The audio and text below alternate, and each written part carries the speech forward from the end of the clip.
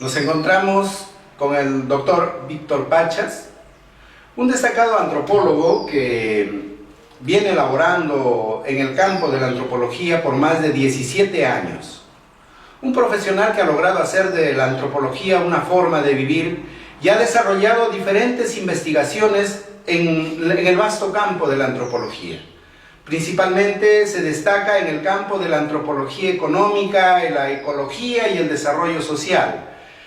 Y tanto ha sido su rigor académico que lo ha llegado a producir libros maravillosos como este trabajo que tenemos, La historia de una incertidumbre, hábitat, conflicto y poder en la minería artesanal del oro en el Perú.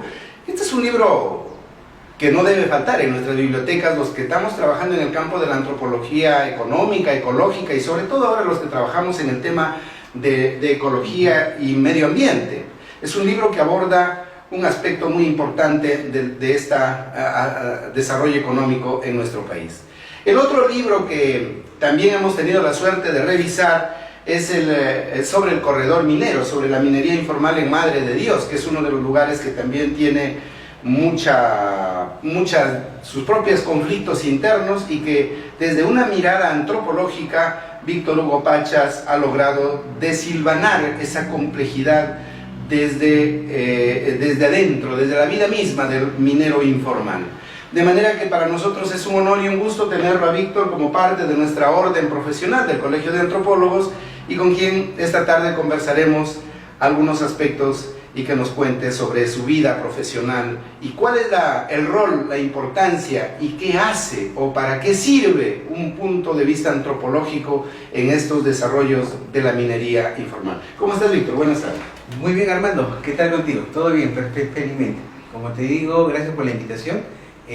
Voy a comentarles brevemente sobre algunos textos que yo he publicado, libros principalmente. Este que nos cuenta Armando sobre Historia de una incertidumbre es un libro que tiene dos ediciones, una en el 2011 y una segunda edición en el 2013, que relata un poco quiénes son estos mineros informales en el Perú, o sea, de dónde vienen. Y este libro sintetiza un poco la idea de estos mineros o de esta minería en pequeña escala como una economía andina. Y a partir de eso trato de explicar algunos casos que tienen que ver con la minería en Madre de Dios, en Puno, en La Libertad, en Arequipa, en los principales bolsones económicos de minería informal. Entonces la idea principal de este libro es que no estamos hablando de la minería informal en el Perú como una economía nueva, como una actividad reciente ni con poblaciones flotantes, sino que estamos hablando de una población andina que de una u otra forma siempre se ha visto involucrada de la minería como una actividad complementaria. Lo que sucede es que en los últimos 40, 50 años esta actividad se ha vuelto más compleja y se ha centrado mucho más en el país y que observamos índices complejos de población, de migración, de economías muy dinámicas. Entonces este libro sintetiza esa idea, tiene una propuesta interesante de tratar de comprender desde la antropología y principalmente desde una antropología económica a la minería como una economía andina. El otro libro que nos dice Armando es el libro que lo publicamos en el año 2012 por el Centro Bartolomé de las Casas, y ese libro se llama El sueño del corredor minero, cómo aprender a vivir contigo y sin ti. Ese libro es un ensayo, es un conjunto de ensayos que tratan un poco de mostrarnos qué pasa en Madre de Dios, porque Madre de Dios es una de las regiones más importantes en minería en todo el país. Solo en Madre de Dios al año, sin observar cifras oficiales, se producen alrededor de 20 toneladas de oro al año. Pero también en Madre de Dios existen 6 áreas naturales protegidas y hace muy complejo observar cómo conviven esta actividad extractiva con modelos de conservación que aplica el país. Entonces, el libro se escribe en el año 2012, es un conjunto de ensayos que reflexionan un poco qué hacer con esta dicotomía entre la conservación o la extracción de recursos naturales. Y se plantean algunas cosas donde quizás puede ser útil mirar qué tan aprovechable puede ser mirando el costo-beneficio de la minería en pequeña escala en la región, porque si produce alrededor de 20 toneladas de oro, estamos hablando de que en el mercado internacional para ese año 2012 estamos hablando de casi 3.000 millones y medio de dólares, lo cual es una cifra bastante considerable que tiene el valor de la producción allá. Sin embargo, los efectos ambientales son dramáticos porque existe mucha deforestación, mucho impacto por el uso de este mercurio, mucha contaminación y desinformación sobre los efectos ambientales que esta actividad ocasiona. Entonces, ese libro concluye un poco con la idea, porque en ese año fue que el Estado propone una idea bastante simpática de cómo ordenar la actividad, y propone una idea basada en el concepto de un corredor minero. O sea, planteemos límites para que esta actividad no se expanda, y con los límites tratemos de ordenar lo que está ahí. Sin embargo, esto trajo muchas complicaciones, porque en Madre de Dios hay un sector muy fuerte de conservación, y eso hacía sumamente complicado el contexto. Entonces, es un año, el 2012, donde se inician muchas interdicciones militares, sucesos con violencia, desinformación por tratar de entender qué es lo que sucedía en la región. Entonces, ese libro se ubica en ese contexto. Definitivamente son temas actuales, son temas que nos preocupan y donde todos han opinado. Pero claro, han opinado desde una manera segmentada, casi desde una manera muy particular en cada uno de los aspectos que atañe la complejidad de la minería, la pequeña minería o la minería artesanal. Sin embargo, Víctor, por lo que yo he podido revisar nuevamente tus trabajos, percibo que tu mirada es entender primero al hombre, su relación con la economía, su vinculación con la ecología y en el marco de la conectividad con otros aspectos. Entonces, esto me hace tener una mirada más amplia y holística de lo que es la minería artesanal. De manera que yo no solamente puedo encontrar en tus trabajos y en tus investigaciones una mirada que va a evaluar la parte económica o el daño ecológico, sino estoy viendo un panorama articulado e integral. Entonces me gustaría conocer tu opinión un poco, qué tanto te ha llevado a ese nivel comprensivo de esa complejidad de lo que es la minería informal.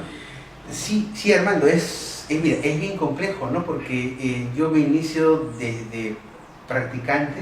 Cuando era practicante, era todavía universitario, yo me inicio en este mundo de la pequeña minería, ¿no? Haciendo mis primeras prácticas preprofesionales en distintas organizaciones, instituciones que veían un poco el tema. Y era complejo porque vamos por la idea de qué hacemos desde la antropología en un tema tan técnico, porque es un tema sumamente técnico, es un tema de minería, y es un tema principalmente poblado por ingenieros. Entonces, mi perfil un poco fue desarrollando un poco así como ecléctico, ¿no? Tomando un poco de la ingeniería, un poco del derecho, un poco de la sociología, para tratar de comprender cómo podía aproximarme a este mundo tan complejo de humanos o de personas que eran campesinos que migraban a la zona de selva, o que eran campesinos que de una u otra forma encontraban oro en sus localidades, en sus territorios, y comenzaban a extraer recursos.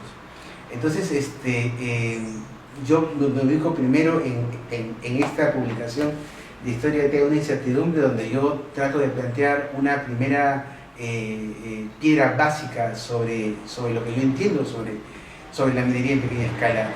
Para mí este tema no se cierra a una publicación o a un libro, sino que es un proyecto mucho más amplio, ¿no? Y la primera piedra que yo quería estructurar era esta piedra de comprenderla como una economía andina. A partir de esa definición podía entender cómo estas poblaciones que migraban continuamente a espacios mineros podían estructurar sus mundos. Entonces, esta publicación es parte de mi tesis de maestría. en la Universidad de San Marcos, donde yo postulé esta tesis que tenía un poco en cuenta tratar de buscar características homogéneas en el Perú que permitieran entender todo un proceso no caracterizando a estos mineros como poblaciones flotantes, sino más bien como grupos que se han ido haciendo más estables en el tiempo. Entonces, una de las primeras cosas que me decían mis objetantes cuando sustenté esta tesis fue de que falta el mundo de la cultura, de que el mundo de la cultura está como ausente, porque me concentré mucho en tratar de definir esta suerte de economía andina. Y tangencialmente comencé a describir algunos aspectos básicos sobre la cultura, o sobre lo que entendemos sobre cultura, pero el libro hace bastante ya en concentrarnos en entender a la minería en pequeña escala como una actividad andina principalmente. Posteriormente, ya en mi tesis doctoral, es que yo hago un esfuerzo un poco más complejo por tratar de entender la cultura como algo que sintetizaba las características puntuales que podía tener este grupo. Porque cuando yo presentaba a los mineros desde una óptica antropológica y de la economía o de la antropología económica, tenía sus limitaciones. Tenía sus limitaciones principalmente porque no abordaba desde el meollo del asunto el tema cultural o la raíz cultural que estaba dentro, y que era principalmente que estas poblaciones que migraban del Ande a la costa o del Ande a la selva readaptaban su lógica cultural, readaptaban su racionalidad andina a estos procesos. Entonces, yo considero que desde el perfil profesional que yo he desarrollado ha sido como un proceso, bueno, es aún un proceso de maduración continua, donde la primera piedra que yo estructuré fue tratar de entender esta minería informal, más allá de sus percances ambientales, como una economía andina. Un segundo paso que yo he dado en esta forma de conceptualizar a estos mineros es aproximarme a la cultura, y lo hice a partir de comprender qué hay detrás de esta minería, cuando todos usualmente entendemos que es una actividad masculina. Lo que yo postulé, ya no en este libro, sino en mi tesis doctoral, que se titula Enigma económico de los espíritus dueños del oro, un análisis de la minería en pequeña escala en Sudamérica, porque comparo 4 países, Bolivia, Perú, Ecuador y Colombia, y postulo la idea de que estos mineros o estos grupos poblacionales están en continuo conflicto y viven una situación continua de conflicto, pero que estos conflictos de una u otra forma se ven mitigados a través de sueños, porque estos mineros, para encontrar oro, sueñan con los espíritus dueños del oro, y el espíritu principal de una mina es una mujer, y los mineros principalmente sueñan con una mujer. Entonces, en este proceso de readaptación de la cultura andina, que usualmente conocemos que es la agrícola, al espacio de la minería, estos mineros readaptan sus sueños a entender de que la veta de oro es una mujer, y al entender que es una mujer, ellos establecen como un acuerdo verbal con ella, donde le dicen dónde puede encontrar oro a cambio de que le realice un pago por retribución de sus, digamos, por sus buenos comportamientos, porque los espíritus le piden al minero que se comporte bien, que comparta lo que tiene, le piden de que establezca acuerdos con otros mineros y que principalmente respete esos acuerdos. Entonces, en el proceso de comprender su sueño, el minero establece como un pacto con este espíritu que se presenta en el sueño. Y a partir de esto, el minero adquiere como otro estatus en su comunidad o entre sus coetáneos. Y al darse este proceso es que el minero pues encuentra mejores condiciones o es mejor visto para establecer acuerdos con sus pares. Esta minería en pequeña escala es una actividad muy conflictiva, por lo mismo que estos mineros no tienen una inversión para poder trabajar continuamente, y siempre establecen acuerdos verbales con el dueño de la maquinaria, con el dueño que vende insumos, con la señora de los alimentos o con el personal mismo. Entonces todos hacen como una suerte de asociatividad productiva. Y esta sociedad productiva dura poco, dura 10 días, 15 días, 20 días, y el proceso muchas veces, y es muy continuo, que estos acuerdos se rompan. Entonces por eso es que observamos muchos conflictos entre indígenas, agricultores, forestales, mineros, en Ecuador, en Perú, en Colombia, en Bolivia. Entonces yo he llegado a entender de que estos sueños permiten al minero un poco paliar esos conflictos que viven en su vida cotidiana. Entonces lo que postulo es esta idea de que existen espíritus dueños del oro que de una u otra forma le muestran al minero buenaventuranzas, encuentran oro, pero a la vez les funciona como una suerte de control social para que estos conflictos no se expandan. Entonces es un poco el perfil que yo he visto, por lo menos en mi desarrollo profesional. No creo de que haya habido etapas claras, sino que más bien es un proceso donde desde la antropología he ido mirando el tema de la minería en pequeña escala. Es un tema que necesita mucho de un entendimiento cultural, por lo mismo de las políticas de gobierno que plantean procesos que no necesariamente tienden a interpretar lo que las poblaciones mismas buscan, sino que más bien son dirigidos en muchos casos desde un escritorio en Lima sin un conocimiento técnico apropiado. Víctor, me parece muy interesante y muy ilustrativo el enfoque que tú has planteado y sobre todo el proceso con el cual tú te has desarrollado hasta llegar a tener un pleno dominio y ahora eres un experto en el tema de la economía ligado al tema de la minería informal. Sin embargo, tú has mencionado una categoría que quisiera que nos precises. ¿A qué te refieres cuando hablas de una economía andina?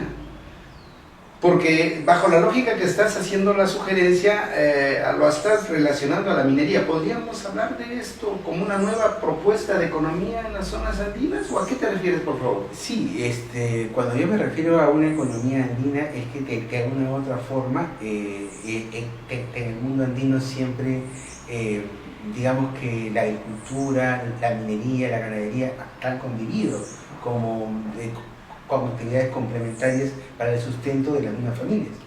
Lo que sucede en los últimos, en este libro yo sostengo de que esta minería en pequeña escala en los últimos 100 años, prácticamente en el siglo XX, se ha ido tornando de algo estacional a algo, de algo flotante a algo más estacional, por lo menos en 4 áreas bien definidas como Madre de Dios, Puno, el sur medio, Ica, Ayacucho, Arequipa y La Libertad, donde esta economía se ha hecho más asentada y las poblaciones locales en su totalidad han visto de que los ingresos que perciben por actividades extractivas o minería informal está representando buena parte de sus ingresos económicos. Ahora, es bien complicado cuando uno quiere analizar el tema de términos económicos con un diagrama de ingresos y egresos, de un circuito de distribución de costo-beneficio, lo cual lo he hecho muchas veces en la anterior publicación de El sueño del corredor minero, donde he hecho un costo-beneficio de la canasta de ingresos y egresos para la minería. Entonces, para minería en pequeña escala, no para el sector de la gran minería, sino para la minería en pequeña escala. Con sus limitaciones, claro está, pero utilizando 16 variables que me permiten a mí entender y comprender desde el tipo de suelo, desde la mano de obra utilizada hasta lo que se puede pagar o no en regalías informales, entre comillas, o algunos servicios que se pagan el minero cuando adquiere algún tipo de derecho minero. Definitivamente que hasta ahí creo que estamos más o menos claros. Sin embargo, sigue tejiéndose algunas incertidumbres, como dice el mismo libro. Si bien es cierto la economía del país o del poblador andino está asociado a aspectos propiamente productivos, sin embargo, podemos notar que hay una serie de rituales que están ligadas al mundo mítico, mágico en el mundo andino. Entre ellos, por ejemplo, hace referencia de los pagos, que son los tributos que se ofrecen a la Madre Tierra, al Apu, o a ese espacio sagrado que está habitado por los espíritus de nuestros ancestros. Es más, cuando nosotros miramos un poco la historia, también estamos viendo de que en algunos documentos desde la parte no histórica encontramos que por ejemplo, el oro viene a ser las lágrimas del sol. Entonces toda esa connotación está marcada por un simbolismo mágico que me gustaría que nos expliques tal vez muy brevemente cómo lo podemos encontrar en tu trabajo, o si es que tú lo has encontrado en el campo como parte de esa dinámica y esa lógica productiva. Sí, claro, o sea, esto que tú dices, es prácticamente mi tesis doctoral, la que sustenté el año pasado, y de la que estoy comentando brevemente. Lo que pasa es que hablar de una economía andina no es solamente hablar de ingresos y egresos, sino es hablar del proceso de personas que se involucran de esta actividad. Y cuando uno mira a la minería informal, por ejemplo, una persona común y silvestre aquí en Lima puede entender de que una mujer en Madre de Dios es casi sinónimo de una prostituta, o un varón en Madre de Dios es casi sinónimo de un minero que es un borracho y que no cuida a su familia, cuando en la realidad no es así. Lo que yo he podido demostrar con diferentes investigaciones que he hecho, que están publicadas, es que esta minería artesanal es una actividad económica basada fundamentalmente en el parentesco. El parentesco es clave para entender esta economía. Hay una anécdota que yo recuerdo mucho y que siempre cuento, es que una de las veces que yo estuve por primera vez en una comunidad minera en Madre de Dios hace muchos años, creo que fue el 2003, 2004, en la entrada del pueblo había un cartel enorme pegado en la entrada, ¿no?, que decía, si eres ladrón, es mejor que tengas familia aquí, porque si no vas a morir. Para mí esa frase sintetizó mucho la idea de los lazos parentales, de los lazos de este parentesco que giran en torno a todas las personas que llegan a la minería. Casi cada poblado que se forma, cada lugar que se forma es en base a los parientes, a las familias. Uno se pone a pensar en los grupos de trabajo que están organizados en cada empresa, en cada cooperativa, informal o no, y cada una está basada en lazos parentales, son familias principalmente. Entonces es muy difícil, por ejemplo, uno se pone a pensar en Madre de Dios o en Puno, en Ananea, ¿no?, y uno puede ponerse a pensar de que esta minería informal mueve millones y millones de personas, cuando en realidad no es así. En la realidad pasa que los que están involucrados directamente de la economía no es que son millones y millones de personas, es que las tecnologías o las técnicas de extracción de oro van regulando cuántas personas van a involucrarse en esta actividad. Por ejemplo, en Madre de Dios trabaja mucho en algunas zonas con pequeñas tracas o con pequeñas calancheras en las orillas de ríos, informales, claro está. Y hay lugares donde ya utilizan cargadores frontales, donde hace muchos años ya utilizan cargadores frontales. Entonces uno podría pensar que en las zonas donde más producen oro, que es donde se usan cargadores frontales, se emplearían pues 100, 200 personas, cuando en cada operación minera uno necesita simplemente el chofer y uno que esté acomodando el desmonte, 2 a 3 personas como máximo, y por turnos muy restringidos. Entonces lo que quiero decirles es que mientras más producción de oro hay, utilizas tecnologías que son medianamente más sofisticadas, pero hay menos mano de obra, lo que es inversamente proporcional con tecnologías que son menos rudimentarias, donde quizás se utilicen hasta más personas. Entonces, yo siempre he escuchado mucho de las cifras, a veces exageradas, en mi opinión, de números de mineros, cuando lo que hay que ver es las operaciones y las tecnologías que se utilizan y cómo es que estas van regulando el número de personas. Es igual, una persona que llega a Madre de Dios no es que directamente va a encontrar trabajo. Una persona que llega a una zona como esa tiene que primero aprender o comprender cómo es que se trabaja y con suerte y con algunos parientes, por eso le digo el tema de parentesco es clave, va ligándose de alguna actividad que le permita a él comenzar a operar. Ahora, el parentesco, como le digo, es clave para entender estos procesos, pero lo otro es la figura del varón y la figura de la mujer, y cómo ésta se readapta al espacio de la pequeña minería. A veces uno puede pensar siempre desde Lima o siempre desde tu escritorio en Lima, de que esta minería pues es un conjunto de hordas de salvajes, cuando en realidad hay familias, personas que están involucradas completamente en estos procesos. Y lo que refleja esto que yo hablaba hace un buen momento sobre los pagos, sobre los ritos de pago que se hacen a los espíritus dueños del oro, porque estos mineros tienen una cultura. Y el principal sustento de este documento de investigación que tengo de tesis doctoral es que estos mineros, más allá de la economía andina, lo que tienen es una cultura que se basa principalmente en los principios andinos, porque es la cultura andina que se reproduce en estos espacios. Lo que siempre yo he entendido en este tema es que, o lo que siempre he entendido en la antropología, por ejemplo, es que siempre la literatura nos arropa a nosotros en sostener de que el poblador indígena, andino o amazónico vive en armonía con la naturaleza. Pero ¿qué pasa cuando este poblador migra a espacios de minería? ¿Qué pasa con esta suerte de armonía con la naturaleza? Esta suerte de armonía es justamente lo que yo postulo, que se readapta a una lógica mucho más compleja y reinterpreta a la mamapacha con el oro. El oro es la mujer principal, el espíritu principal, entre otros que hay en Bolivia, en Perú, en Ecuador. Y lo que he encontrado es que hay una semejanza en mi tesis doctoral, desarrollo alrededor de 14 etnografías que pueden describir o que describen claramente cómo es que estos mineros se van apropiando de estas mentalidades culturales basadas en esta reproducción de reinterpretación de su mundo andino a su mundo minero.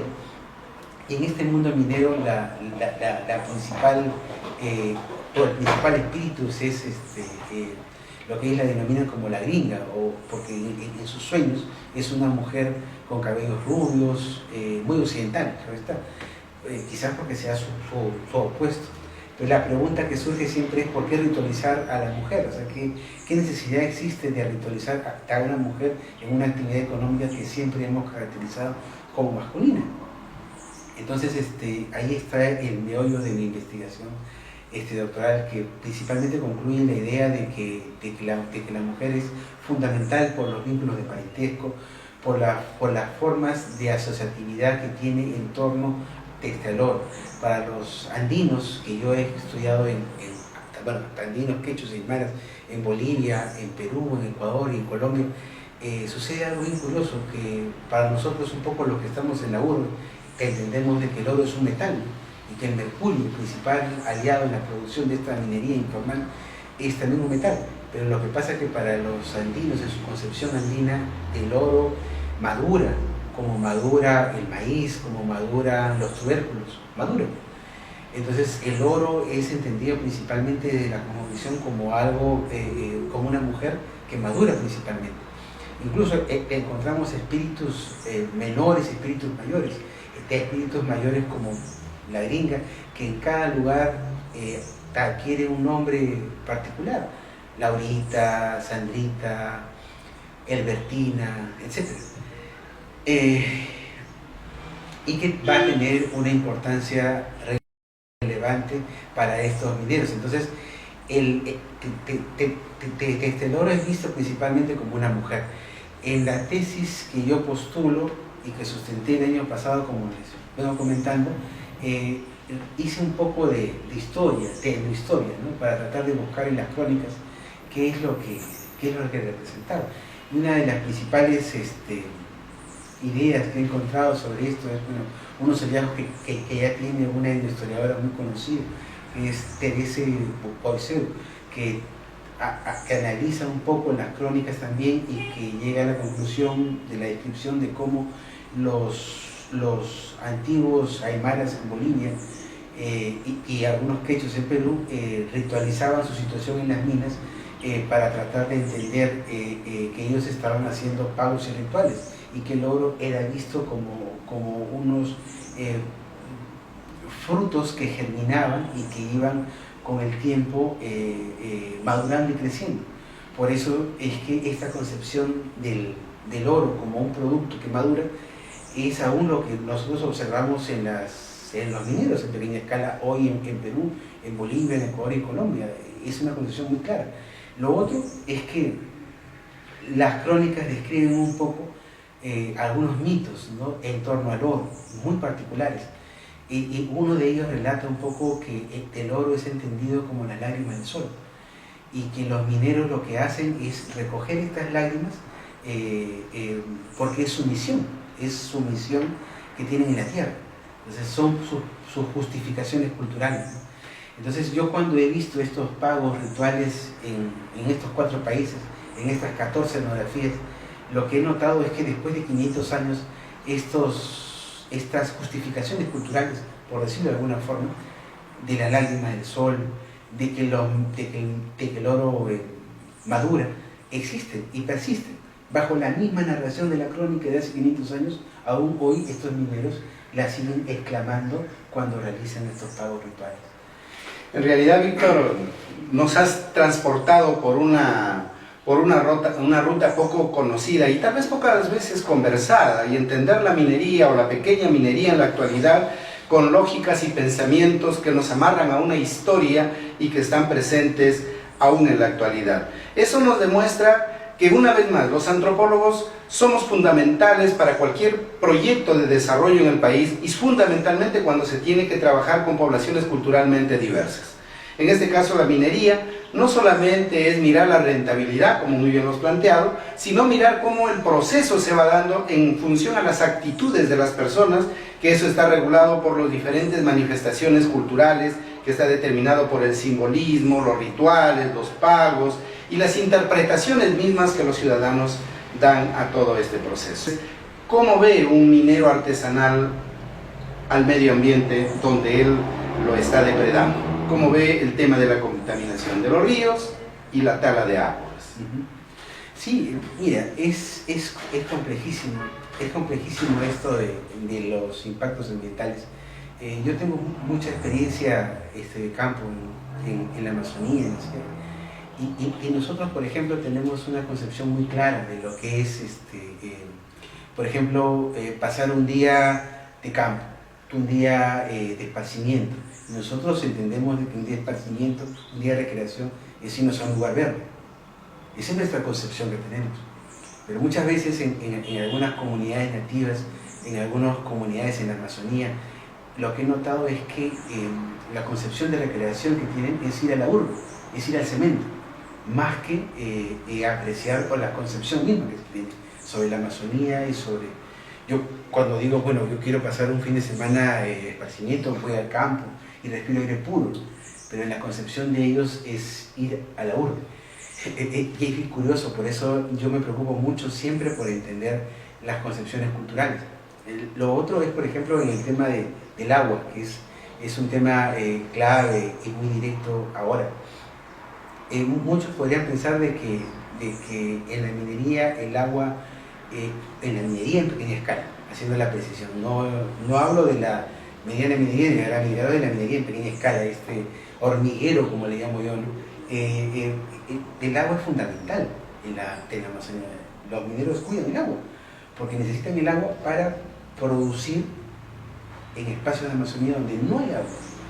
Entonces, por lo general, en tiempos de lluvia generan espacios para almacenar el agua y para poder, reutilizarla en los procesos que ellos tienen. Ahora, otra cosa muy distinta es la contaminación que existe. La contaminación principalmente por mercurio. El mercurio es totalmente contaminante, es uno de los metales más contaminantes que existen en esta actividad, el mercurio y el cianuro. Y ambos están relacionados con esta minería de pequeña escala. ¿Qué entiende un minero por el mercurio? Yo recuerdo mucho una anécdota de un agricultor de Madre de Dios que pues estaba aprendiendo a trabajar el oro. Él no conocía, él miraba a unos vecinos que estaban sacando oro y que habían dado su terreno para que lo trabajen, porque había oro en su chacra. Entonces él dice, si en mi chacra hay oro, ¿por qué yo no la saco? Entonces él no conocía, pero compra todos los implementos para extraer, etcétera, etcétera. Y una de las cosas que yo me percaté fue que utilizaba mucho mercurio. Por lo general, la proporción para procesar oro y mercurio es 2 a 1. 1 de oro, 2 de mercurio, para que pueda purificar, o para que pueda retirar las impurezas del oro, ¿no? Entonces, lo que pasaba es que él decía en su mirada, como agricultor que se estaba volviendo minero, era de esas personas en tránsito para ser minero. Decía, bueno, Víctor, el mercurio no hace daño. No hace daño, Víctor. Mira mi hijo, yo tengo el mercurio en una botellita de Coca-Cola. Él lo tomó cuando era chiquito. Y míralo ahora, es un muchachón, no pasa nada. Lo que te quiero dar a entender con esta anécdota es que hay mucha desinformación de parte de la población local sobre los efectos que puede tener el mercurio. La gente no conoce los efectos que puede tener el mercurio. Pero a esto se suma algo más complejo, mucho más complejo. Es que el mercurio en los Andes tiene una concepción cultural también. Y la concepción cultural que hay en Mercurio es que el mercurio ahuyenta los malos espíritus. En las mesadas, que seguramente muchos hemos visto o observado, el mercurio a veces lo usan como un dije. En Huancavelica, en esta mina antigua de Santa Bárbara, es muy común encontrarlo como dijes, que ahuyentan los malos espíritus. Es la concepción cultural.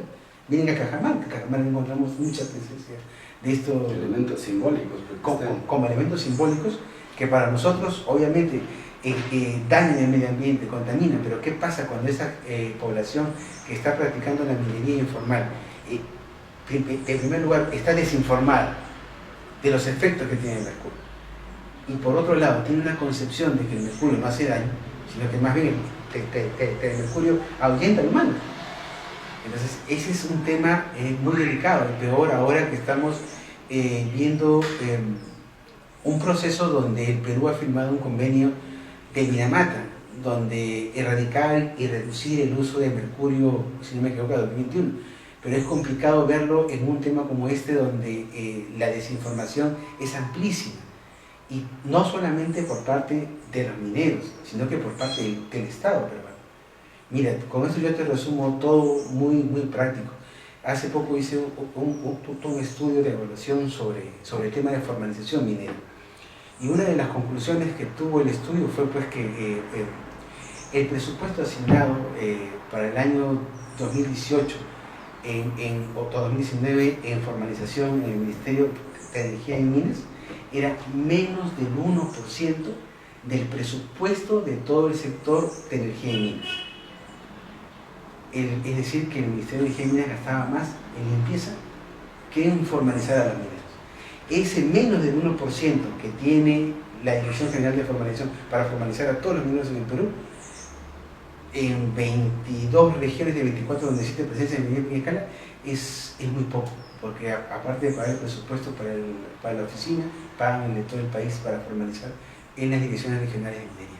Entonces, yo veo en la experiencia de varios años en el tema, he visto varios procesos de formalización, he visto varios presidentes preocupados por el tema, he visto mucha incertidumbre, como es el título del libro, ¿no?, sobre el tema, y lo que veo es que los mineros están desinformados de los efectos ambientales que ocasionan, pero por otro lado el gobierno también tiene mucha desinformación puntual sobre el tema, y principalmente desinformación técnica, ¿no? Porque no abordan el proceso de forma adecuada. Entonces yo creo que valdría la pena mirar un poco lo que les decía hace un momento. Si tengo menos del 1% del presupuesto de todo el sector de energía y minas para formalizar a los mineros en todo el Perú, va a ser muy difícil que me preocupe por los impactos ambientales. Víctor, realmente nuevamente agradecerte por esta entrevista, que creo que quedan muchas preocupaciones más, pero seguro que volveremos con una nueva entrevista.